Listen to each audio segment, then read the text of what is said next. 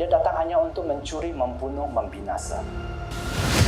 Roma 10 berkata, iman itu timbul. Itu ketika engkau mendengar dan mendengar firman Kristus. And God says, I have come to rescue my people. Shalom CSD Church. Sukacita besar Anda boleh beribadah bersama kami. 2023 tahun kasih karunia. Lukas 1 ayat 30. Kata malaikat itu kepadanya, jangan takut, hai Maria, sebab engkau beroleh kasih karunia di hadapan Allah. Kiranya Tuhan menggenapkan semua rencananya di generasi kami sampai tuntas. Let the grace of God be upon us. Bapa kami yang di sorga, dikuduskanlah namamu, datanglah kerajaanmu, jadilah kehendakmu di bumi seperti di sorga. Berikanlah kami pada hari ini makanan kami yang secukupnya, dan ampunilah kami akan kesalahan kami, seperti kami juga mengampuni orang yang bersalah kepada kami. Dan janganlah membawa kami ke dalam pencobaan, tetapi lepaskanlah kami daripada yang jahat, karena engkaulah yang mempunyai kerajaan dan kuasa dan kemuliaan sampai selamanya. Amin.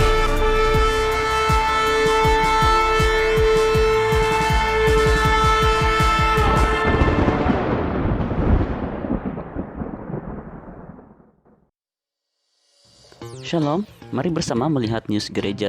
Ibadah minggu onsite gereja adalah pada setiap jam 1 petang dan sembarang pertanyaan boleh berhubung dengan Pastor Chu. Jemaat juga boleh mengikuti ibadah secara online di YouTube gereja. Anak-anak juga boleh mengikuti Sunday School online di YouTube gereja setiap minggu. Pemberian secara online juga boleh di bank in di nomor akun gereja yang tertera.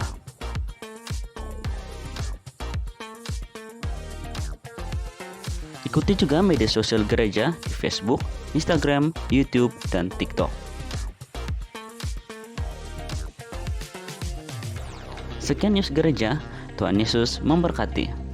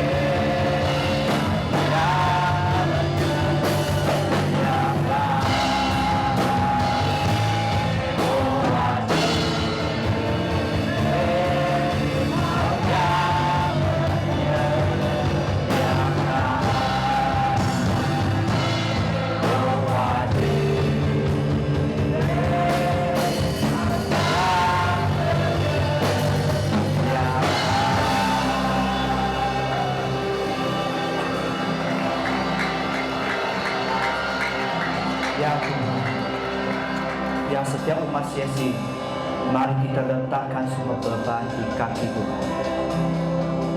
Ingat bahwa Dia yang menyediakan semua. Dia jiwa Jireh. He supply all your need, all your need. Dia ialah Tuhan engkau. Dia Tuhan yang sangat peduli. Ya Tuhan, kami bersyukur Bapa, kami bersyukur atas kesetiaan Engkau, atas hidup setiap kami. Dan Tuhan, biar roh Tuhan terus bekerja di antara setiap kami Tuhan.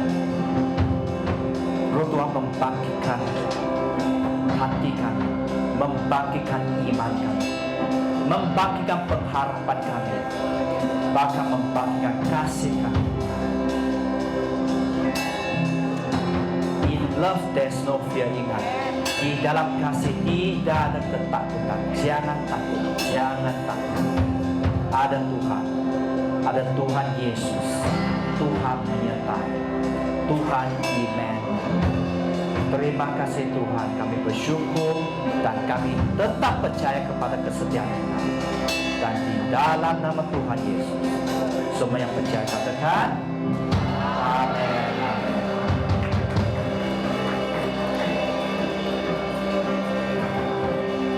Ya, silakan duduk semua.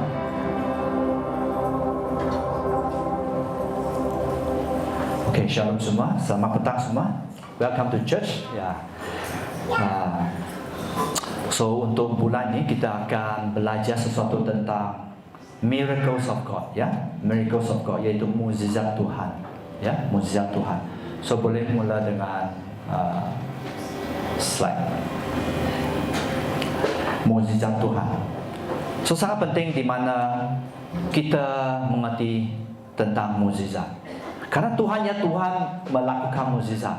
Tuhan ya Tuhan yang menjanjikan sesuatu dalam hidup setiap kita, ya. So Tuhan sangat baik. Tapi satu hal, saya harap anda juga belajar berapa perkara tentang mukjizat. Karena itu amat penting.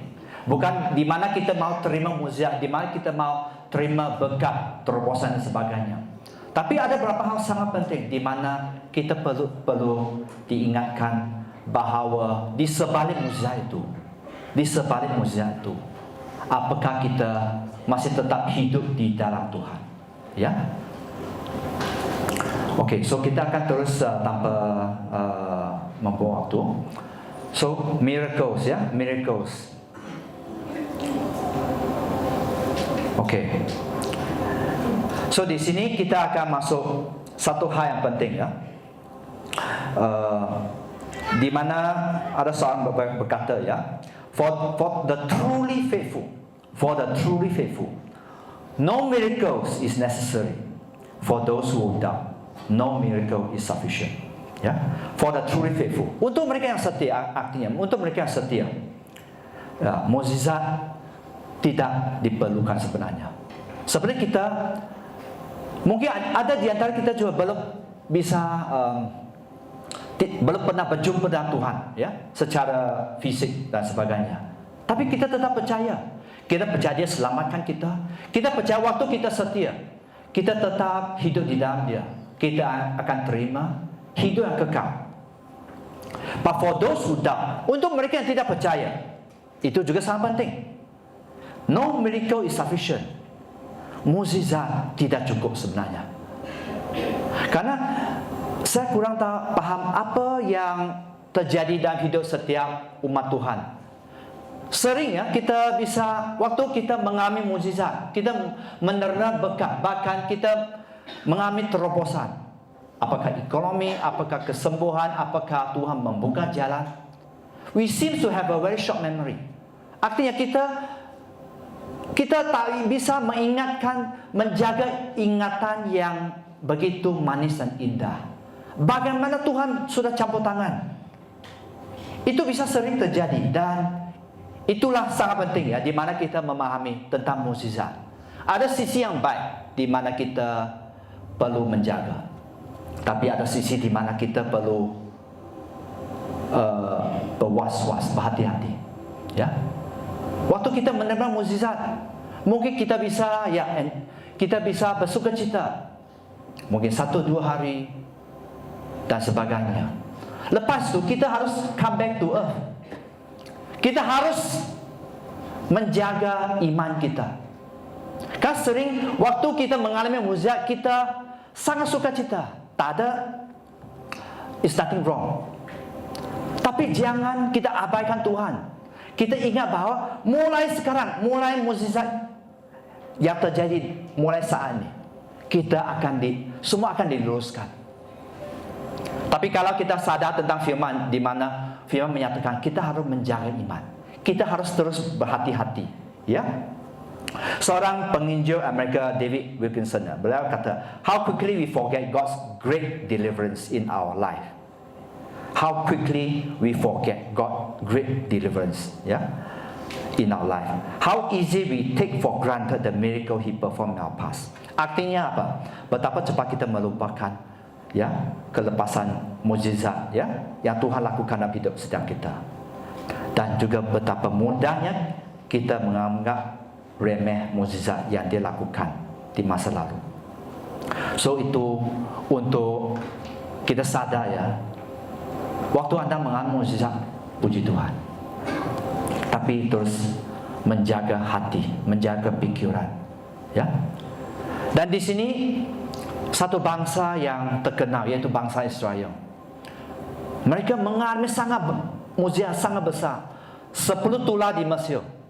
Bagaimana Tuhan melepaskan mereka ya, membelah Laut Merah, membawa mereka keluar dari Mesir perbudakan ya, perbudakan di Mesir. Mereka mengalami tiang awan, tiang api. Ya, kota Jericho runtuh waktu mereka mengelilingi kota itu. Bahkan Tuhan mencukupkan ya, next ya.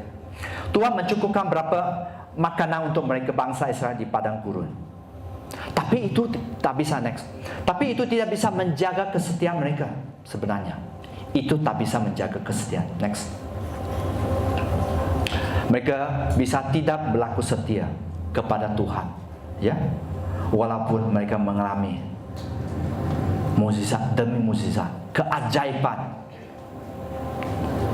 yang begitu besar, ya. So ingat, mukjizat tidak bisa menjadi kita setia. Saya mahu Anda tangkap itu. Sesudah Anda menerima mukjizat, puji Tuhan.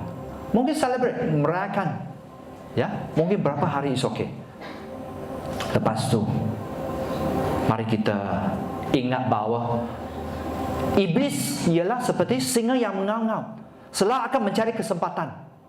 Untuk apa? Untuk tujuan iblis apa? Siapa masih ingat? Di Yohanes pasal 10:10.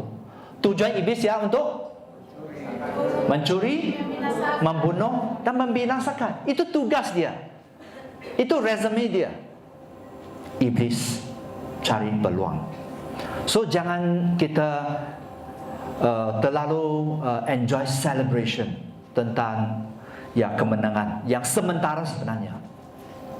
Kemenangan mukjizat yang kita alami sebenarnya itu sementara. Itu tidak kekal sampai kita dipanggil Tuhan. Maksud kita balik ke kampung kita di surga. Ya, next.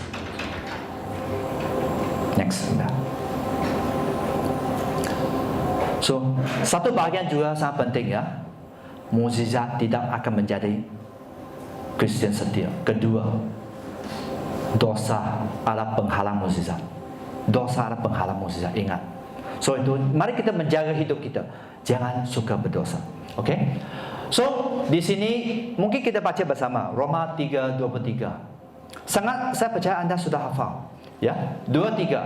Kerana semua orang telah berbuat dosa dan telah kehilangan kemuliaan Allah, dan oleh kasih karunia telah dibenarkan dengan cuma-cuma karena penebusan dalam Kristus. Ya, kita semua sangat cenderung berdosa, melakukan yang jahat. Ya, setiap kita, kalau kita sadar ya, oleh itu mari kita menjaga hidup kita, karena dosa akan menghalang kita terima mukjizat, berkat dan sebagainya. Dosa akan menghambat kemurahan Tuhan turun dalam hidup kita. Ya. Dan Roma 6:23 sangat penting. Upah dosa ialah kerana karunia Allah ialah hidup kekal dalam Kristus Yesus. So di sini kalau kita tetap berdosa, ya, melakukan kejahatan. Ada orang tanya, pasal kejahatan yang sederhana lah. Tapi dosa ya, apapun sekecil sebesar, itu akan menghambat, itu akan menghalang kita dari terima berkat yang Tuhan tetapkan. Ingat, ya, itu akan menjadi blok. Siapa suka diblok tentang berkat yang dari Tuhan? Siapa suka? Angkat tangan. Kita mau dilancarkan semua, ya. Kita selalu berdoa, Tuhan lancarkan semua, Tuhan berkat. So mari kita ingat tentang itu. Dan waktu kita berdosa, ingat apa yang harus kita lakukan? Next. Di Yohanes pasal 1:8 ya. Itu saya harap anda ingat ya, bahwa mungkin kita sudah menang sementara, tapi ingat, jika kita berkata bahwa kita tidak berdosa, maka kita menipu diri kita dan kebenaran tidak ada di dalam kita, karena kita cenderung ya. Tapi ayat 9 sangat penting. Jika kita mengaku dosa kita, Tuhan adalah setia dan adil, sehingga Dia akan mengampunkan segala dosa kita dan menyucikan kita dari segala kejahatan. Oleh itu, mari kita belajar untuk cepat bertobat waktu kita berdosa. Sekecil pun, kalau kita tahu itu sesuatu yang salah, tidak berkenan, mari kita cepat bertobat ya. Ya. Seterusnya ayat 10, jika kita berkata bahwa kita tidak berdosa, itu kita lagi diingatkan ya, kita membuat dia menjadi pendusta dan firman-Nya tidak ada di dalam hidup kita. So, mari kita ingat, sangat penting. Next. Dua perkara, ingat, mukjizat tidak bisa menjadi kita setia anak Tuhan ya. Dosa ialah penghalang mukjizat. Saya percaya dengan pengenalan tentang kebenaran itu ya, Anda bisa menjaga hidup ya. Miracle happen. Next. Miracle happens. Mukjizat terjadi ya. Next. Kerana it's because the grace of God. Ya, mukjizat terjadi kerana kasih karunia dari Tuhan. Mukjizat terjadi hanya kerana kasih karunia. Bukan Anda layak, bukan saya layak. Ingat ya, it's the grace of God only. So di Titus pasal 2 ayat 11 saya baca, kerana kasih karunia Allah yang menyelamatkan semua manusia. Ya, itu sangat jelas ya. Kita diselamatkan oleh kasih karunia, grace of God. Dan ayat 12 mungkin kita baca bersama. 2-3. Ia mendidik kita supaya kita meninggalkan kefasikan dan keinginan-keinginan duniawi, dan supaya kita hidup bijaksana, adil dan beribadah di dalam dunia sekarang ini. So ingat, mari kita ingat bahwa Tuhan Yesus, mengapa kita kata bahwa mukjizat ada kasih karunia? Karena Tuhan Yesus, Ia mendidik kita. Tuhan Yesus mendidik kita supaya apa? Didikan diperlukan, kita perlu ya, supaya kita sadar apa yang tidak berkenan di mata Tuhan, supaya kita meninggalkan yang jahat ya, yang duniawi, dan hidup bijaksana ya, dan selalu beribadah ya. Dan sangat penting di ayat 14, di mana ya, yang telah menyerahkan dirinya bagi kita, Tuhan Yesus serahkan diri Dia kepada kita untuk membebaskan kita dari segala kejahatan. Sebenarnya Tuhan sudah sediakan ya, untuk membebaskan kita. Setiap kita bisa hidup dalam kebebasan ya, dari semua kejahatan, dan sangat penting untuk menguduskan bagi dirinya suatu umat, kepunyaan Dia sendiri yang rajin berbuat baik. So semua ini saya harap anda bisa menangkap ya.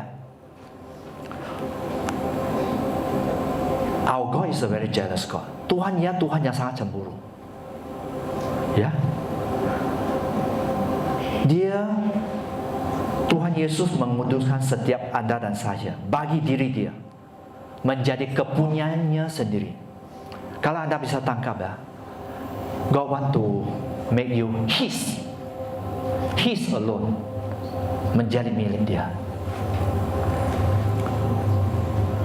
dan Dia sangat cemburu ya. So dan Dia juga mau kita rajin berbuat baik. So itu satu hal yang mari kita ingat ya. Miracle happens ya, karena kasih karunia. Next, consistency ya, sangat penting ya. Di dalam hidup ini ada seseorang yang sukses ya, dia katakan konsistensi tidak menjamin sukses, tapi Tapi tak pernah ada orang yang konsisten. Tak pernah konsisten tidak menjamin sukses. Tapi orang yang tidak konsisten pasti tidak sukses. Konsistensi itu sangat penting. Seperti Anda petang ni Anda datang beribadah, itu sangat baik sebenarnya. Baik untuk jiwa Anda, baik untuk hati Anda. Waktu Anda menyembah, sebenarnya Tuhan bisa membersihkan. Kalau Anda serahkan itu kepada Tuhan, Tuhan bisa sedang membersihkan hati Anda. Tuhan sedang membersihkan pikiran Anda. So konsistensi sangat penting sebenarnya untuk umat Tuhan. So next. So upaya konsisten akan meningkatkan kehidupan spiritual setiap kita. Ya. Usaha kita ya yang konsisten. Kita melakukan itu. Kalau kita tidak konsisten, apakah ya? Kalau untuk orang yang tidak biasa bangun pagi ya, sangat susah. Kalau dia sudah bangun lewat ya, memang selalu bangun lewat. Tapi kalau dia rindu untuk bangun pagi, dia harus ada usaha. Ada kala langkah pertama mungkin fail, gagal. Kedua kali, hari yang kedua fail, ketiga fail. Tapi saya percaya waktu dia mengusahakan, tetap mengusahakan, dia akan bisa menerobos. Ya, so sangat penting. Di mana kita perlu konsisten meningkatkan kehidupan rohani kita dalam doa, dalam berdoa syafaat, ya, dalam firman Tuhan, membaca firman, deklarasi dan sebagainya. So itu sangat penting untuk hidup kita. So mari kita baca di sini ya, 2-3 Yohanes pasal 15 ayat 5. Akulah pokok anggur dan kamu ranting-rantingnya. Barang siapa tinggal di dalam aku dan aku di dalam dia, dia berbuah banyak. Sebab di luar aku kamu tidak dapat berbuat apa-apa. Okey, itu saja. Di sini Tuhan mengingat setiap kita. Akulah pokok anggur. Itu Tuhan Yesus. Kamulah ranting-rantingnya, yaitu setiap umat, termasuk saya. Ya. Kalau kita tinggal di dalam Tuhan dan firman-Nya tinggal di dalam kita, kita akan berbuah, bukan setakat berbuah banyak. So oleh itu apakah kita mahu menerima berkat, bahkan mukjizat, bahkan terobosan dalam hidup kita, ekonomi, kesembuhan, apapun, itu pilihan kita. Karena kita hanya ranting saja. So ayat 6 ya, sangat penting. Barang siapa yang tidak tinggal dalam aku, itu akibat orang yang tidak tinggal dalam Tuhan, orang yang tidak setia. Ia akan dibuang keluar seperti ranting dan menjadi kering, kemudian dikumpulkan dan dicampakkan ke dalam api lalu dibakar. So oleh itu ranting ya, ranting mesti melekat kepada pohon anggur, yaitu Tuhan Yesus saja. Tak ada sesiapa pun, tak ada sesiapa pun, tak ada apapun yang bisa mengganti tempat Tuhan Yesus. Ingat ya, Anda harus ingat bahawa ini ya, kalau kita tidak tinggal dalam Tuhan, kalau kita memberontak, kita akan dibuang. Waktu Anda keluar dari jalur Tuhan, atau Anda bukan lagi, Anda tidak hidup di dalam pokok anggur itu, Anda pasti kering. Bahkan Anda backslided ya, Anda menjadi jauh dari Tuhan. Ranting yang itu akan dikumpul dan dibakar. So itu tempatnya kalau orang yang tidak beribadah kepada Tuhan, akibatnya ya. So mari kita ingat bahawa kita perlu tinggal di dalam Tuhan. Ayat 7. Mari kita baca bersama. Jikalau kamu tinggal di dalam aku dan firman-Ku tinggal di dalam kamu, mintalah apa saja yang kamu kehendaki dan kamu akan menerimanya. So, mari kita ingat supaya kita bisa menerima berkat, bahkan miracle ya, mukjizat yang dari Tuhan. Persyaratannya lah tinggal di Tuhan. Bukan itu saja, bukan kita tinggal biasa-biasa saja. Tapi firman Tuhan harus tinggal di dalam hidup kita. Ya. Oleh itu, mari ingat ya, bagaimana kita bisa terus tinggal dalam Tuhan. Kita perlu firman. Dan bagaimana kita bisa ada firman dalam hidup kita kalau kita tidak membaca firman. Itu basic ya. Saya belum menyentuh tentang menggali firman. Membaca firman itu sangat-sangat penting. Ya. Supaya apa? Supaya apabila Anda memohon kepada Tuhan, Anda akan menerimanya. Ya. Dan ayat 8, inilah hati Tuhan. Dalam hal inilah Bapa-Ku dipermuliakan, yaitu jikalau kamu berbuah banyak. Bukan setakat itu, tapi kamu adalah murid-Ku. Waktu kita berbuah banyak untuk Tuhan, berhasil, kita menerima berkat yang berlimpah-limpah. Bahkan bukan setakat kewangan, ekonomi dan sebagainya, tapi Anda bisa menerima sesuatu tambahan, mungkin dari karunia dan sebagainya, talenta dan sebagainya.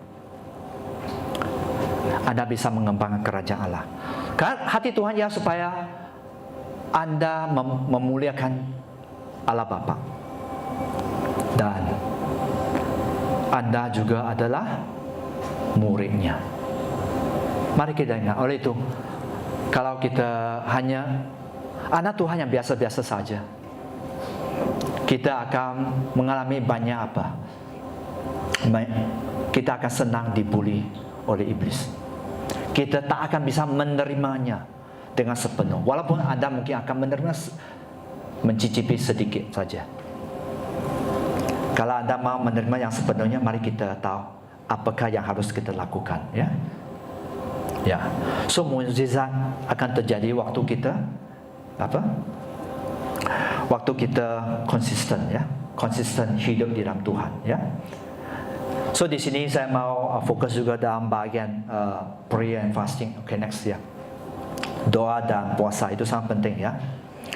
So di sini itu satu di Markus pasal 9 ya, di mana ada seorang anak ya. Ayah anak itu mengalami dirasuk ya. Ya, anak itu terpelanting ya ke tanah dan terguling-guling ya, dan mulutnya berbusa. Dan di situ Yesus tanya kepada bapa dia, ya, kamu kata jika engkau dapat, tidak ada mustahil kepada orang percaya.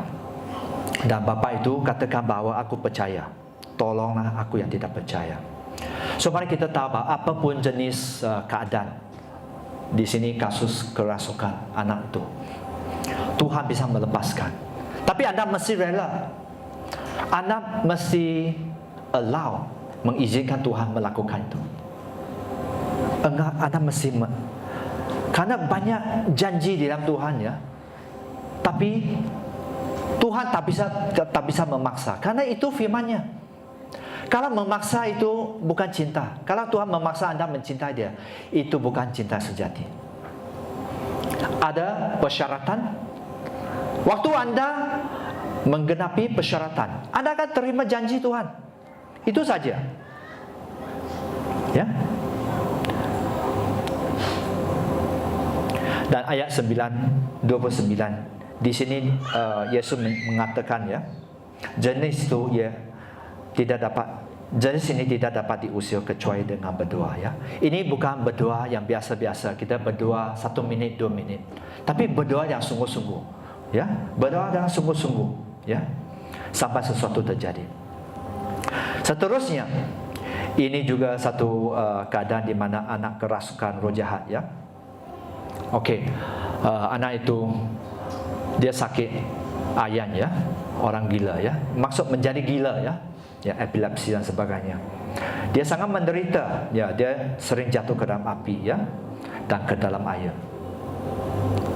Dan di sini murid-muridnya cuba berdoa kepada anak itu, tapi tak ada apa terjadi. Ada kala ya kita melakukan contoh ya, pastor tak sempat atau itu sangat darurat. Itu waktu di mana kita harus menggunakan iman kita kepada Tuhan. Apakah iman penting? Sangat penting, sangat menentukan bahkan sebelum sesuatu terjadi. Ya, kalau orang bijak ialah sebelum berlakunya hujan, dia akan sediakan payung. Ya, dia akan sediakan payung. Dia akan menunggu sampai hujan sudah deras dan sebagainya. Sudah basah. Ya. Tapi di sini mari kita bisa menangkap ya, di Matius pasal 17 ayat 20. Yesus kata kepada muridnya, ini murid Yesus, di mana mereka hidup bersama dengan Tuhan Yesus pada zaman itu. Mereka kurang percaya. Dan Yesus katakan, sekiranya kamu mempunyai iman sebesar biji sesawi saja, kamu katakan kepada gunung, pindah dari ke sana. Gunung itu pindah, tidak ada mustahil. Dan itu akan terjadi waktu kita berdoa dan berpuasa. So di sini sangat penting ya, iman perlu dijaga. Kalau masih ada iman, kalau Anda mempunyai iman, mukjizat akan terjadi. Kalau Anda tidak mempunyai iman, tak akan terjadi. Itu persyaratannya. Oleh itu, mari kita tetap menjaga iman. Next. Ini biji sesawi ya. Sangat kecil. Sangat kecil. Biji sesawi itu sangat kecil. Iman di dalam senjata Allah ya. Iman ialah perisai kita ya. Imannya perisai kita, menjaga, memproteksi hidup kita, melindungi hidup kita ya. Bukan setakat iman itu melindungi hidup kita, tapi iman ini juga akan membawa terobosan dalam hidup kita, supaya kita mengalami mukjizat Tuhan. Ya, next. Ini pokok sesawi. Pokok itu bisa sangat besar, tapi biji sesawi sangat kecil. So mari kita terus menjaga iman kita. Ya. Satu hal sangat penting. When fear is pressing in on our heart, fear, ketakutan. Ini bukan takut kepada Tuhan, ini takut yang duniawi, ya, takut yang duniawi, fear. Ingat, ketakutan itu bisa menurunkan iman kita, ya. So, bagaimana ketakutan itu akan menghambat pertumbuhan iman kita? Waktu kita membuang terlalu banyak waktu dengan menonton, mungkin dalam YouTube, dalam TikTok yang tidak membangunnya. Kalau Anda menonton untuk membangun iman yang rohani, is okay. Ada kala kita terlampau membuang waktu ya, dalam YouTube, dalam sesuatu yang tidak membangun. Bahkan di mana kita, pergaulan kita sangat menentukan ya. So di sini 1 Korintus 15 ayat 33. Firman menyatakan jangan kamu sesat, yaitu jangan kita tertipu ya, jangan kita tertipu ya. Pergaulan yang buruk merosakkan kebiasaan yang baik. So di sini pergaulan yang buruk sebenarnya berbicara tentang kejahatan ya, kefasikan. Bukan yang buruk yang biasa-biasa saja, tapi sesuatu yang agak serius ya. Pergaulan ya akan menghancurkan kebiasaan yang baik. Contoh, Anda setia melayani, tapi Anda bergaul dengan orang yang tidak melayani, jelas Anda dipengaruhi. Karena sangat menentukan siapa yang kita selalu bersama. Anda selalu bersama dengan orang yang rohani, Anda akan menjadi lebih cinta Tuhan. Bahkan Anda akan menjadi lebih takut kepada Tuhan. Ada satu pepatah ya, di mana mereka katakan bahwa if you are with 3 millionaire, you become the fourth. Jika Anda selalu bersama dengan 3 jutawan, Anda akan menjadi jutawan keempat. Siapa mahu mengalami mukjizat? Siapa mahu?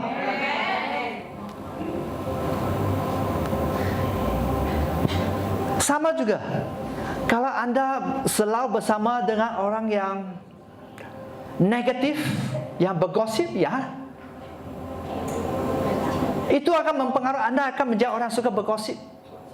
Dan bergosip itu dosa, ya. Mari kita ingat, sadar, itu dosa. Anda perlu bertobat kalau Anda suka meremehkan. Ya, so mari kita paham, ya, pergaulan itu begitu menentukan hidup kita, ya.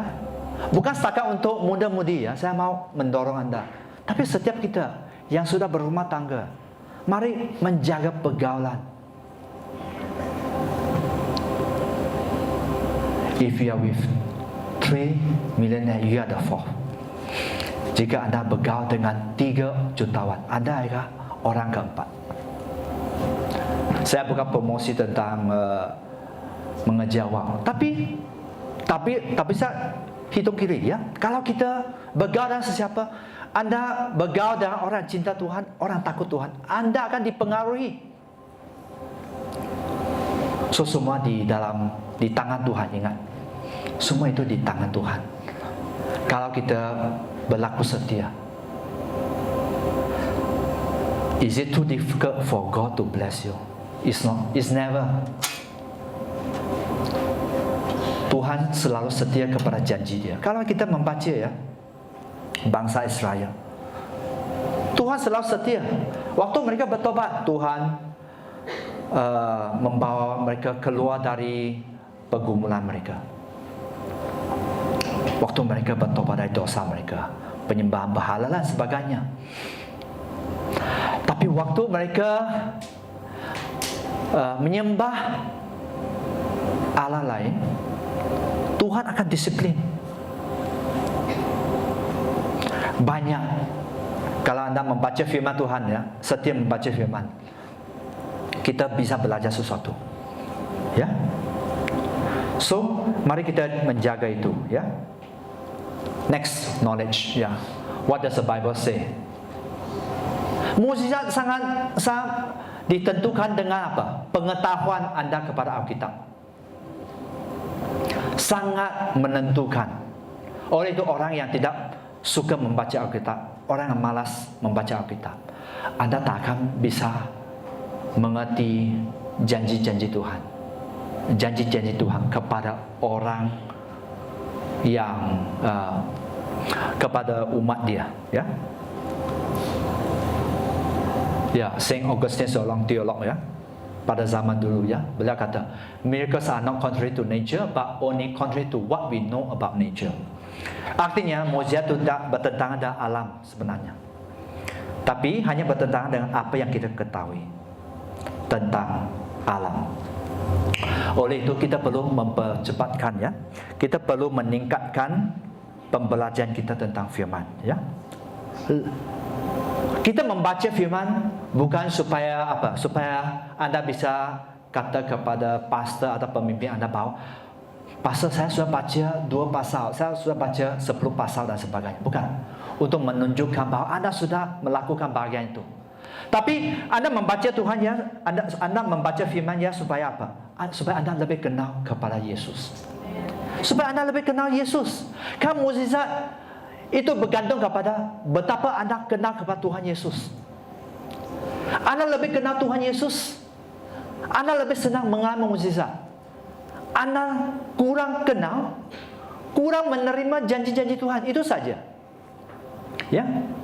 So mari kita sadar, ya. So petang ini saya mendorong, ya, setiap umat, bukan setakat pelayan, ya, atau pemimpin gereja saja, tapi setiap umat CST, mari kita berkomit untuk membaca firman. Knowledge is so important. Pengetahuan firman. Ada kala orang akan kata ya, kecuali mereka yang memang tidak tahu membaca ya, itu saya ingat ada anugerah kepada mereka yang tidak tahu membaca. Tapi untuk kita yang tahu membaca, kalau kita hanya bergantung kepada pendengaran ya, pendengar firman ya, audio Bible contohnya, sebenarnya itu hanya menolong sedikit. Of course, lebih baik daripada mereka yang langsung tidak membaca firman. Tapi itu tidak akan menjadi iman bertumbuh dengan berleluasa ya. Anda tak akan bisa bertumbuh dengan sehat. Saya mau kata, kalau Anda tidak mau bertekad untuk membaca firman. Ya. So, it's very important ya. Next, seorang ahli matematika dan juga fisik ya, Perancis ya, Blaise Pascal ya. Kalau Anda belajar di sekolah ya, dia adalah ahli matematik dan fisik ya. Beliau kata, it's impossible on reasonable ground to disbelieve miracles. Artinya apa? Tidak mungkin secara masuk akal ya untuk tidak mempercayai kepada mukjizat. Beliau seorang ahli matematika dan fisik ya. Beliau bisa menyatakan itu. Karena beliau melewati ya, miracles still happen. Mukjizat tetap berlaku, tetap sebenarnya. Tapi yang berbeda ialah orang lain mengalami mukjizat atau Anda yang mengalami mukjizat. Siapa mau mengalami mukjizat? Saya ingat Anda tak akan shock ya. Anda tak akan sukacita kalau hanya melihat wah, teman Anda mengalami mukjizat. Miracle happens to people, but it doesn't happen to you. Saya percaya Anda mungkin sangat sedih. But miracles happen to everyone. When you know the Bible, when you know the Word of God. Waktu Anda mengenal tentang firman Tuhan, miracle will happen. Mungkin bukan sekarang. In His time, miracle happen. Next. Kalau Anda guna highway ya, Anda selalu akan melihat my way, God's way. Biasanya, saya tak tahu lah. Tadi ya, saya seperti diwayukan ya. Kita sangat suka my way, caraku. Ya, ada advertisement ya. Saya kata, I do it my way. Bahkan mereka sangat kaya raya dan sebagainya. My way. Tapi waktu my way sudah tidak berjalan, kita next exit God's way. Itu biasa ya, manusia ya. Suka my way, my way. But when my way doesn't help, kita baru cari Tuhan. Ya, itulah manusia. Oleh itu, mari Anda, kalau Anda masih ingat ya, bahwa mukjizat ya tidak akan menjadi kita setia kalau kita tidak menjaga hati kita. Kita ingat mukjizat terjadi second time, cara ni pasti juga ada mukjizat. Bisa. Tapi sering kalau Tuhan mau membangun iman, meningkatkan iman kita, Dia tak akan guna cara yang sama. Percaya tak? Biasa tak akan. Ada kala kita ingat bahawa wah, saya akan menerima berkat dengan cara ini atau dengan orang itu atau apa-apalah yang biasa Anda terima berkat atau mukjizat. Biasa tak akan terjadi. Tapi waktu Anda, Tuhan, aku serahkan pergumulan aku di kaki-Mu. Anda belajar untuk merendahkan hati Anda, baru itu terjadi. Kan Tuhannya Tuhan cemburu. Ingat, Tuhan tidak mau seseorang, sesiapa pun menerima kemuliaan kecuali Dia. Ingat. Ya. Dan di sini kita bisa belajar dari hidup seorang orang kaya ya. Ya, Lukas 18 ya. Dia sangat kaya. Bahkan mulai dari kecil ya, dia tidak berzina, dia katakan saya tidak membunuh, saya tidak mencuri, saya tidak mengucapkan saksi dusta, saya menghormati orang tua. Sepertinya dia melakukan semua the Ten Commandments, ya, ke-10 firman dan sebagainya. Tapi Yesus kata kepada dia, ya, masih tinggal satu hal lagi yang harus kau lakukan. Jualah segala yang kamu milik dan bagilah kepada orang miskin, maka engkau akan pertama. Adakala kita hoan, ya, kita suka menggenggam bekal, kekayaan, uang, apa-apalah yang kita kata itu milikku. Kalau anda mendengar beberapa khotbah berapa minggu lalu, ya, everything belongs to God. Semua milik Tuhan. Tuhan bisa memberkati anda. Tuhan juga bisa mengambil berkat itu. Tuhan bisa mempromosi anda. Tuhan juga bisa keluarkan anda dari keadaan yang baik. Ingat, ya? So mari kita ingat oleh itu, kalau anda mau menjadi sempurna, ya, untuk orang kaya itu, ya, dia harus memberi kepada orang miskin. Dan firman katakan, engkau akan beroleh harta di syurga. Kalau orang kaya itu tidak melakukan bagian itu, dia tak akan bisa menerima harta di syurga. Dan kedua, sangat penting, kemudian datang kemari dan ikutilah aku. God's way, cara Tuhan. Ikut Tuhan. So next, ya, cara Yesus memang sangat beda dengan cara dunia, cara pikiran kita, ya. Di sini anak manusia harus menanggung banyak penderitaan dan ditolak oleh tua-tua iman dan sebagainya, dibunuh bahkan dibangkitkan pada hari ketiga, ya. So kita sudah sadar, ya, saya percaya anda sudah sadar bahwa Tuhan Yesus datang untuk berkorban, memberi dirinya, disalibkan, supaya dia tanggung semua dosa, semua kesakitan kita. Seterusnya ayat 23 sangat penting. 23, mari kita baca 23. Katanya kepada mereka semua, setiap orang yang mau mengikuti aku, ia harus menyangkal dirinya, memikul salibnya setiap hari dan mengikut aku. Orang yang mau ikut Tuhan, anda tak boleh ikut cara anda. Your way is sangat terbatas. Cara anda sangat terbatas, ya. Ingat, ya. Anda harus tidak lagi mementingkan, ya, diri sendiri, ya. Anda perlu apa? Tidak mementingkan kemewahan di dunia ini. Kalau tidak, kalau kita hanya fokus kepada cuti-cuti, jalan-jalannya, semua yang wow, ya, Anda tak akan bisa mengikuti Tuhan. Ya, Anda perlu menyangkal Tuhan. Anda perlu rela melepaskan itu.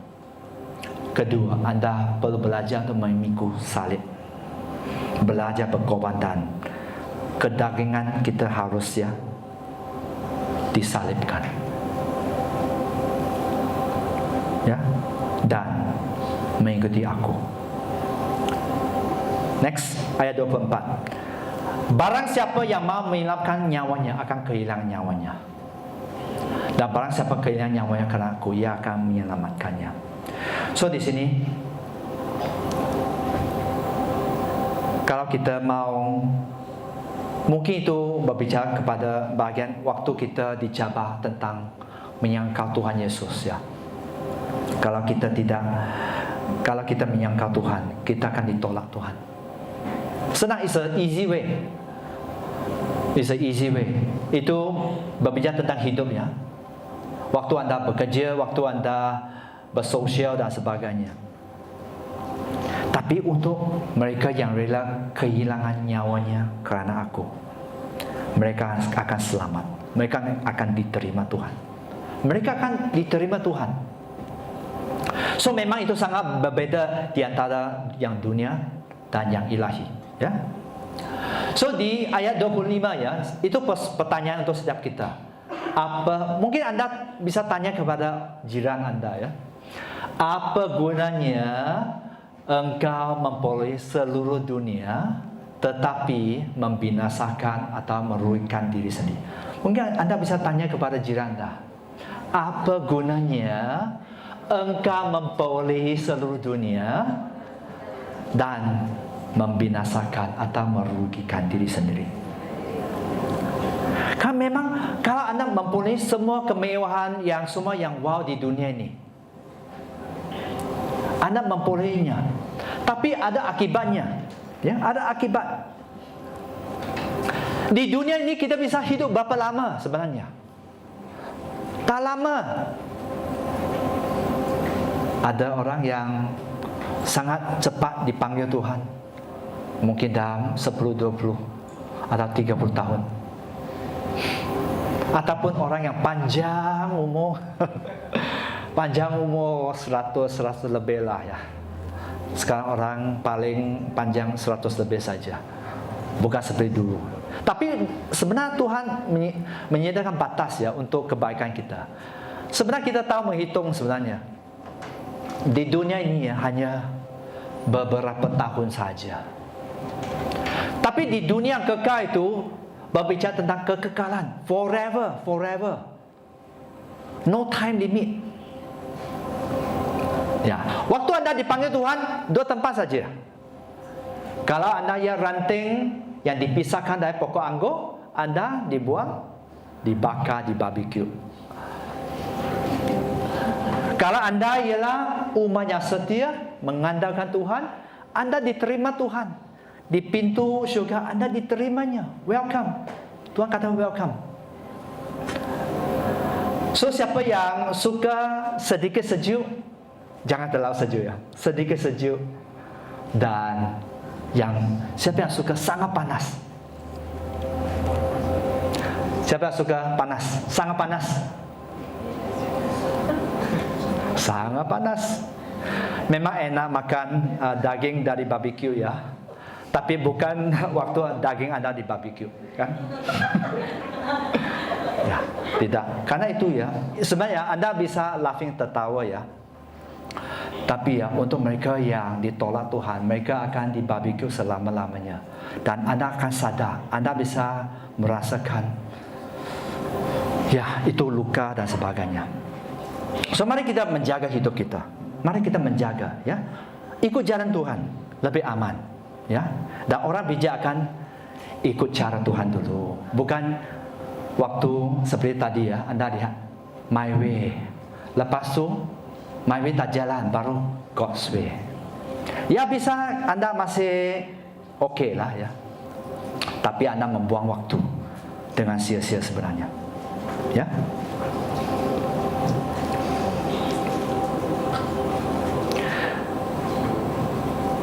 Okay, so seterusnya, ya, just move the slide. Ya. Seterusnya, satu bahagian ya, saya mendorong Anda bahawa ya, mari kita, okay, next. Mari kita belajar ya untuk sabar dengan proses ya. Ya, okay, so ya, proses dan promosi. Tak ada proses, tak ada promosi. Contohnya Anda suka makan barbecue daging babi. Harus di barbecue dulu, harus diletak apa ya, di marinate dengan sos yang paling bagus. Amin. Sedap ya. Char siu, siuyuk dan sebagainya. Bahkan ini lebih enak daripada char siu, siuyuk ya. Baru harus diproses, baru makanan enak. Sama juga kalau kita mau mengalami sesuatu yang manis, yang indah, bahkan mukjizat yang dari Tuhan, harus diproses. Harus diproses.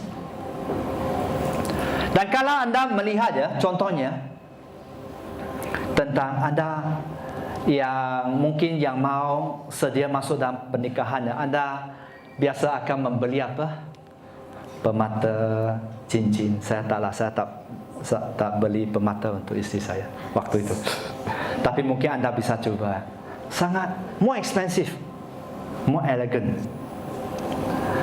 Permata itu, diamond itu ya, itu harus dilewati proses ya, dibentuk di bawah tekanan yang sangat tinggi. Baru Anda lihat diamond yang sangat baik, sangat kokoh. Susah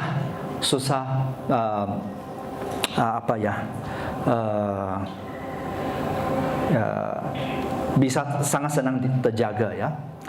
So di sini proses itu penting. Kalau kita mau menjadi anak Tuhan yang kokoh, kita perlu belajar rela untuk diproses Tuhan. Perlu rela. Karena ada bagian di mana orang meninggalkan Tuhan dan sebagainya. Tapi ada juga bagian di mana mungkin Anda waktu dipanggil Tuhan, Anda memang ya tetap di surga. Tapi kerana Anda menolak panggilan Tuhan, Anda tak mau diproses, Anda tidak bisa mencapai destinasi yang sudah Tuhan tetapkan. Dan itu sering terjadi sebenarnya. Oleh itu menjadi muridnya, saya berbicara kepada menjadi muridnya, Tuhan mau kita berbuat banyak. Itu hati Bapa, hati Allah Bapa kita. Tuhan mau kita berbuat lebat, berhasil, sangat berhasil bahkan sebenarnya. Tapi itu perlu proses. Itu perlu komitmen hidup Anda. Anda perlu berkomitmen. Dan biasa selepas proses, selepas dikikis kedagingan kita, kita akan mengalami promosi yang dari Tuhan. Seperti Ayub, diambil anak semua. Ini tokoh diambil anak semua, kekayaan semua. Diproses. Firman katakan dia orang yang saleh. Dia orang yang sangat takut kepada Tuhan. Tetap diproses. Tapi dia bertahan. Dia bersabar. So saya mau mendorong Anda, setiap Anda yang diproses ya, sabar. Saya juga diproses. Saya mau kata, saya juga diproses. Ada banyak hal kami tak bisa berbincang kepada semua orang.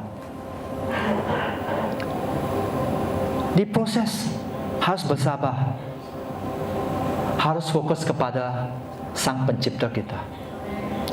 Harus fokus kepada the giver of blessing, the giver, not the blessing ya, the giver of blessing, yaitu hanya Yesus Kristus saja, hanya Yesus Kristus saja. Dan selepas diproses Ayub, apa yang terjadi? Diberkati 2 kali lipat. Biasa ada promosi. Jenis promosi saya tidak tahu dalam hidup Anda.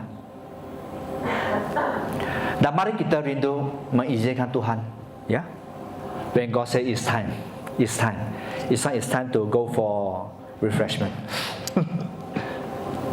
Jangan lihat, wah, saya mengantuk ya,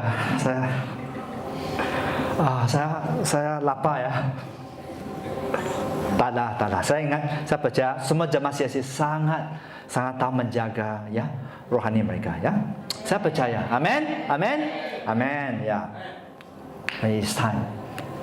When God say it's time. Promotion from God. Ada waktu kita dihabisi semua kedagingan kita. Tapi ada waktu di mana Anda akan menerima kemenangan, bahkan mukjizat, bahkan terobosan yang dari Tuhan. Sesuatu yang duniawi hanya bisa menghasilkan sesuatu yang duniawi. Sangat terbatas. Walaupun mungkin berkat ya, sangat terbatas. Tapi kalau Anda mau menerima berkat yang ilahi, yang hanya di mana Tuhan bisa memberkati, Anda harus bergantung kepada Dia. Ya? So, mari kita sadar tentang itu. Promosi, Anda mau menerima promosi yang dari Tuhan atau promosi yang sementara, yang sangat terbatas. Anda perlu menjadi anak Tuhan yang bijak. Next, change of heart and mind. Mukjizat sangat bergantung sebenarnya kepada hati dan pola pikir kita. Sangat bergantung, ya. Saint Augustine, seorang teolog, beliau kata ya. Next, I now have any difficulty believing in miracle since I experienced the miracle of a change of my own heart. Beliau kata, miracle is very real. Mukjizat itu sangat nyata. Artinya apa? Saya tidak pernah mengalami kesulitan untuk percaya kepada mukjizat. Karena apa? Karena saya mengalami mukjizat dalam mengubah hati aku. Anda perlu mengubah hati Anda. Itu yang permulaan. Kedua, Anda perlu juga mengubah pikiran Anda. Jangan guna standard yang duniawi.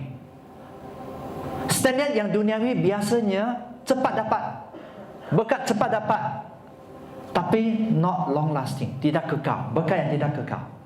So siapa yang mau menerima berkat yang sementara saja, angkat tangan. Siapa yang mau menerima berkat yang untuk selama-lamanya, angkat tangan. Ada yang dari Tuhan, ada yang bukan dari Tuhan. So Anda harus membuat pilihan yang bijak. Next, do you believe in miracle? Do you believe in miracle? You believe? Amen. Kathryn Kuhlman, seorang penginjil Amerika, ya, beliau sudah dipanggil Tuhan. Beliau katakan, boleh kita baca 2-3. Faith begins where reason and logic ends. Faith begins where reason and logic end. Artinya apa? Iman dimulai ketika akal dan logika berayun. Itulah iman. Oleh itu, di sini walaupun mungkin Anda yang paling junior superkomputer apa-apa, alam ada batasnya. Anda bisa menghitung dan sebagainya, tapi ada batasnya. Itulah iman. Iman yang sesuatu di mana kalau Anda tidak bergantung pada kasih karunia Tuhan, Anda tak akan bisa menerimanya. Itu saja. It's the grace of God. Iman dari the grace of God, kasih karunia Tuhan. Iman bermula waktu Anda berkomitmen kepada Dia. Tuhan tidak akan memberi sesuatu yang sangat berharga kepada orang yang tidak bisa dipercaya. Betul kan? Tuhan tak akan bisa mempercayakan sesuatu yang sangat berharga kepada orang yang dia ingat he is not ready. Ini fakta sebenarnya. Apakah dalam pelayanan, apakah dalam pekerjaan, Tuhan tak akan bisa mempercayakan sesuatu yang wow, yang besar kalau dia ingat he is not ready or she is not ready. Ya, so mari kita ingat, ya. Next, beliau juga kata Kathryn Kuhlman, ya, live why and how to God. I have nothing to do with the healing and miracle or miracle. Beliau ya menyatakan itu, ya, that take place and supernatural power that is from the Holy Spirit. Karena artinya apa? Artinya kita perlu apa? Serahkan mengapa dan bagaimana itu kepada Tuhan. Mengapa? Why? Dan bagaimana itu kepada Tuhan. Kathryn Kuhlman kata, saya tidak ada hubungan dengan penyembuhan atau mukjizat yang terjadi. So kita harus sadar, ya, bukan dengan kuasa kita, bukan kita terlalu banyak berpuasa, bukan kita terlalu banyak membaca Alkitab, tapi itu memang menolong. Mukjizat terjadi, kesembuhan terjadi, terobosan terjadi. Tuhan membelah laut terberang untuk Anda. Itu terjadi karena supernatural, ya, kekuatan supernatural yang berasal dari Roh Kudus saja. So oleh itu ingat, waktu Tuhan pakai Anda dengan sangat luar biasa, Tuhan memberkati Anda berlimpah-limpah. Ingat, sadar, ya, hal itu bahwa kita perlu memberi kemuliaan, semua kemuliaan kepada Dia saja. Semua kemuliaan kepada Dia saja. Karena waktu Anda mencuri kemuliaan yang dari Tuhan, it's a downward seal, it's a downward.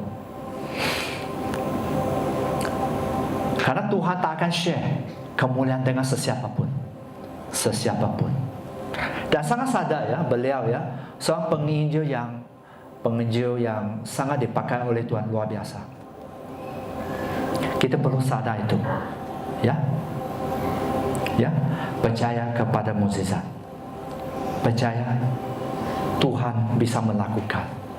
Bukan dengan gagah perkasa Anda, bukan dengan kehebatan Anda, bukan dengan kerana latar belakang Anda, tapi kerana kasih karunia. Next, put your faith into action. Ya, mukjizat akan terjadi waktu Anda put your faith into action. Wujudkan iman Anda dalam tindakan.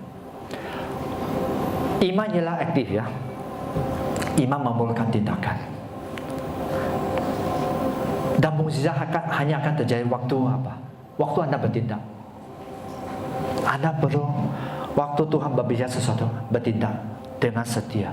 Jangan lihat orang itu cara orang melayani Tuhan atau cara orang memberkati kerajaan Allah. Jangan lihat orang lain. Karena yang sangat penting ialah apa? Yang sangat penting ialah Anda bertumbuh dalam iman. Sedikit setiap hari. Sedikit Anda bertumbuh, sedikit besok bertumbuh, sedikit lusa bertumbuh, sedikit-dikit menjadi bukit. Dan iman akan bertumbuh. Satu hari Anda akan menjadi orang dipakai oleh Tuhan sangat luar biasa. Tapi itu bermula dengan sedikit. Apakah kita bisa taat dalam sedikit itu?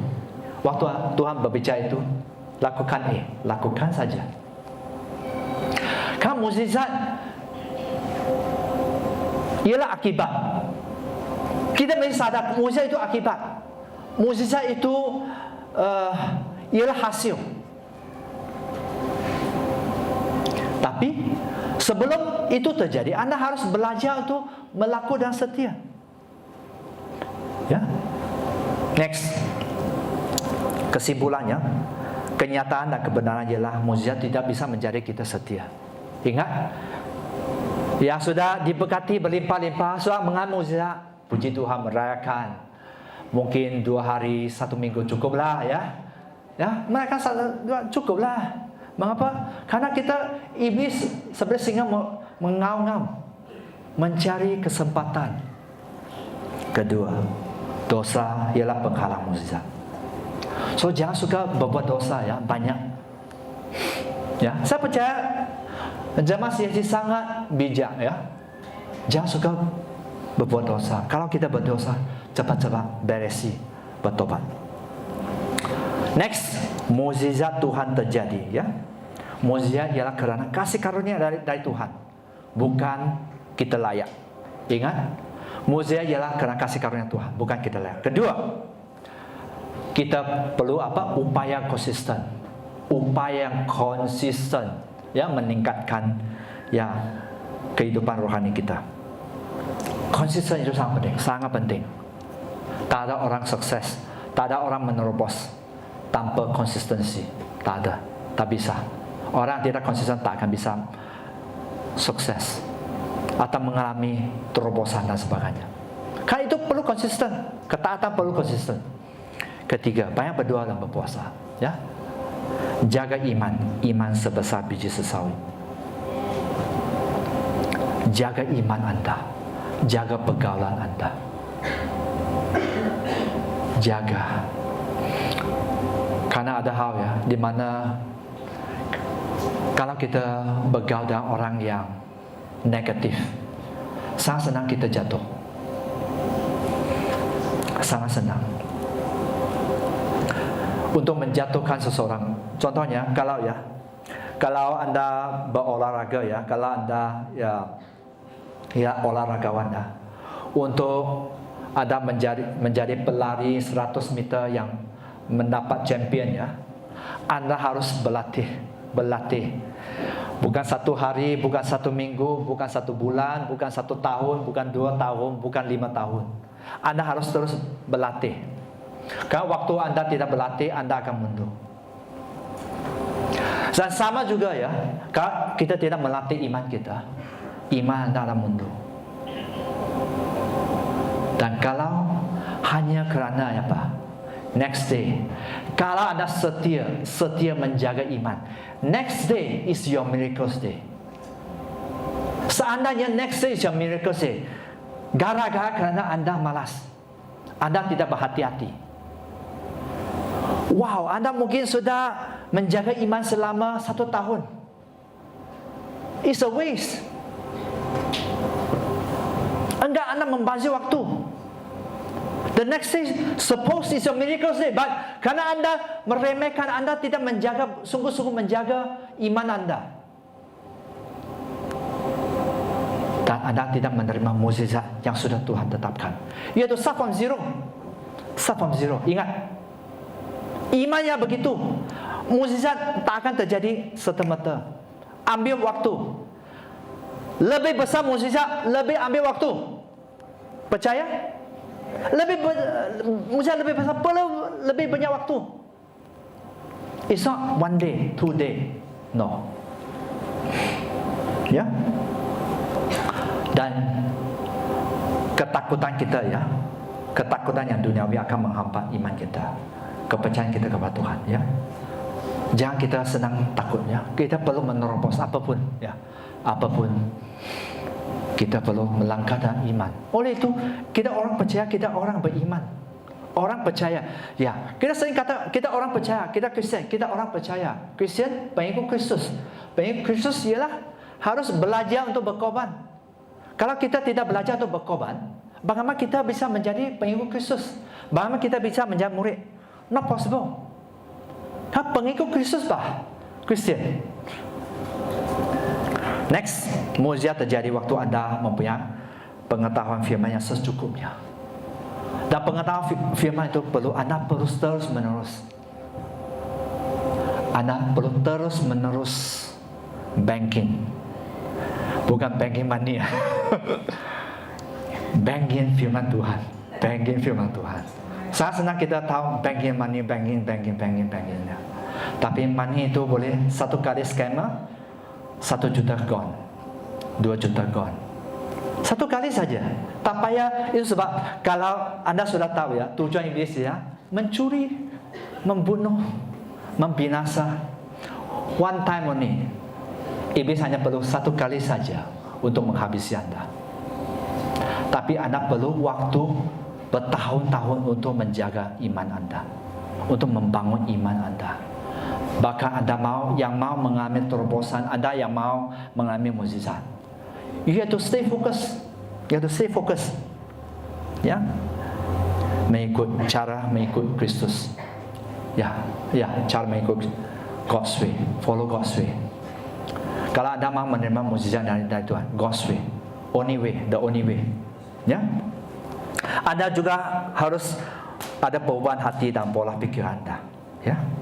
Ubahkan hati kita. Jangan seperti orang duniawi, ya. Anda terus percaya kepada Tuhan. Percaya ada mukjizat. Mukjizat sebenarnya tersedia.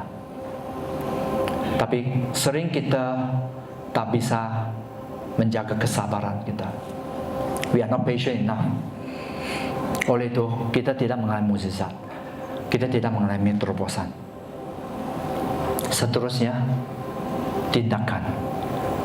It's also mukjizat, it's also about action. Tindakan. Anda harus bertindak dengan iman. Belajar bertindak. Semua kita ada apa? Kitab suci kita, Alkitab, yang akan mengajar Anda. Kitab suci ini akan mengajar Anda, mendidik Anda. Bahkan Tuhan menjanjikan bahwa ada seorang pengajar. Bukan Pastor Betty atau Pastor Julia, tapi Roh Kudus yang lebih hebat. Roh Kudus yang lebih hebat, di mana dia akan menuntun Anda dalam segala kebenaran. Dia akan menuntun Anda waktu mungkin kami tak ada. Roh Kudus sedia menuntun, menguatkan dan membangkitkan iman Anda, supaya Anda terus mengalami terobosan. Ya, so mari kita hidup berjaga-jaga. Ada mukjizat Tuhan. Ingat, ada mukjizat Tuhan. Ada mukjizat Tuhan. Mari kita berdoa. Mari kita bangkit, ya, bangun. Kita berdoa bersama. Ya Tuhan, kami sudah mendengar firman Tuhan.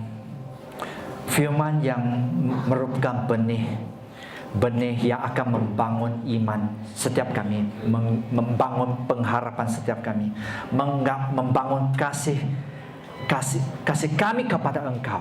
Karena kami tahu bahwa Engkau sumber segala-galanya, Tuhan. Engkau sumber. Dan kami memang kami bertekad untuk mencari sumber, yaitu Yesus Kristus saja, yaitu Roh Kudus saja, yaitu Allah Bapa saja. Ya, itulah kerinduan kami, Tuhan. Karena waktu kami mencari Engkau, Tuhan, kami akan menerima terobosan, kami akan menerima mukjizat yang sudah Engkau sediakan. Ya Tuhan, jamah setiap umat-Mu CST, jamah setiap umat CST yang sungguh-sungguh, sama ada mereka online atau offline, Tuhan, mereka yang beribadah kepada Engkau, Tuhan. Tuhan, Engkau menjamah hidup mereka, Bapa. Menguatkan mereka, Tuhan. Melindungi, memproteksi hidup mereka, Bapa. Supaya mereka tetap berfokus kepada Engkau. Karena Engkaulah sumbernya. Engkaulah sumber mukjizat. Engkau sumber kelimpahan. Engkaulah sumber proteksi. Engkau sumber yang you are the source there. That's more than we can ask or pray, according to the power that work in us, O God. Di Efesus 3 ayat 20. Now unto Him who is able to do exceeding abundantly above all that we ask or think, according to the power that work in us. Ya Tuhan, terima kasih Tuhan yang begitu setia.